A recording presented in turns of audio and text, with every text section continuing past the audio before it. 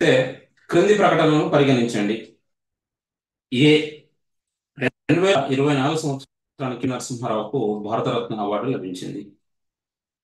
B PV Narasimha Rao 1991 నుంచి 96 వరకు ప్రధానమంత్రిగా పనిచేశారు. ప్రధానమంత్రి పదవి చేపట్టిన తొలి తెలుగు వ్యక్తి పివి నరసింహారావు. డి పివి నరసింహారావు ప్రధానమంత్రిగా ఉన్నప్పుడు 1992 జూన్ 6 అయోధ్యలో కరసేవకులు బాబ్రీ మసీదును కూల్చివేయడం ఆయన రాజకీయ చరిత్రలో ఒక మచ్చగా మిగిలింది అని స్టేట్మెంట్లు ఇచ్చారండి. మరి దీంట్లో సరైనవి ఏవి అని అడగగలిగి మరొకసారి కనుక మనం వీటిని మళ్ళీ చూసినట్లయితే విశ్లేషించినట్లయితే పివి నరసింహారావుకు భారతరత్న 2024 కేంద్ర ప్రభుత్వం జరిగింది. కాబట్టి ఇది కరెక్ట్ స్టేట్మెంట్. ఇది అందరికీ విషయం. నెక్స్ట్ పివి నరసింహారావు కనుక చూసినట్లయితే ఇతను 1991 నుంచి 1996 వరకు ప్రధానమంత్రిగా పనిచేయడం జరిగింది.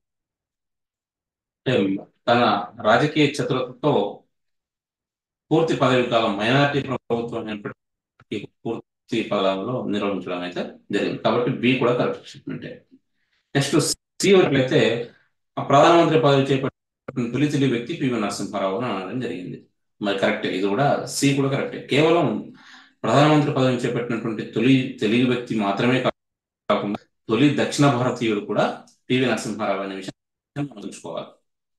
నెక్స్ట్ డి చూసినట్లయితే మరి పివి ప్రధానమంత్రిగా ఉన్నప్పుడు బాబ్రీ మసీదు కూల్చివేయడం ఆయన ఒక రాజకీయ రక్షగా మిగిలిన పేర్కొనడం జరిగింది.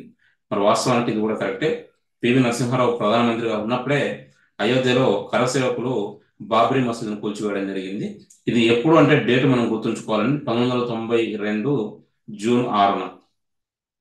మరి 2024 సంవత్సరానికి మరి కేంద్ర ప్రభుత్వం పివి నరసింహారావుకు భారతరత్న ప్రకటించడం జరిగింది.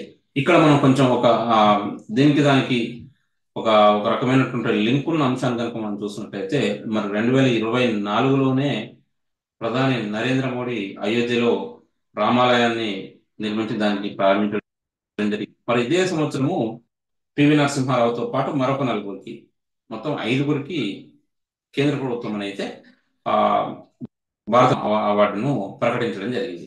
మరి మొత్తం మనం ఈ క్వశ్చన్ విషయాన్ని చూసినట్లయితే 4కి 4 కూడా కరెక్ట్ స్టేట్మెంట్లే. కాబట్టి మనం ఆన్సర్ గా చూసినట్లయితే ఏ, బి మరియు డి సరైనవి అనేది 4ను ఆన్సర్ గా గుర్తించాల్సి ఉంటుందండి. ఇది మొత్తానికి పివి నరసింహారావు అదేవిధంగా భారతరత్న అవార్డుకు సంబంధించినటువంటి అంశం. మరొక క్వశ్చన్ తో మళ్ళీ కలుద్దాం. Thank you. Best of luck.